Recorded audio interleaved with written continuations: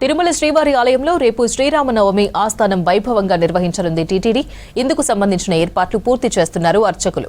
శ్రీరామనవమి పర్వదినం సందర్భంగా సీతారామ లక్ష్మణ సమేత ఆంజనేయ స్వామి ఉత్సవమూర్తులకు స్నపన తిరుమంజనం నిర్వహించనున్నారు.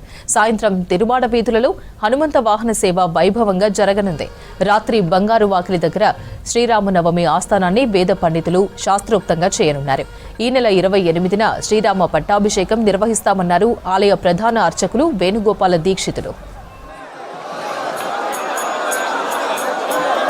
శ్రీరామనవమి పర్వదినాన్ని పురస్కరించుకొని తిరుమల శ్రీవారి ఆలయంలో ఈ నెల 27వ తేదీన ప్రాతకాల ఆరాధనలు పూర్తయిన తర్వాత రంగమండపంలో లాభునవారు, సీతామ్మవారు, లక్ష్మణస్వామి, హనుమంతుల వారికి గోక్షీరము, గోదది, మధు, నారికేళోదకము, చందనోదకము, హరిద్రోదకము మొదలైన పవిత్రమైన ద్రవ్యాలతోటి స్నపన తిరుమంజనం నిర్వహించబడుతుంది. అనంతరం సాయంకాలం రాముల వారికి హనుమంత వాహన సేవ అత్యంత వైభవంగా నిర్వహించడం జరుగుతుంది. రాత్రి బంగారు వాకిల్లో శ్రీరామనవమి సందర్భంగా ఆస్థానము, పురాణ పట్టణం కూడా వైభవంగా నిర్వహించడం జరుగుతుంది.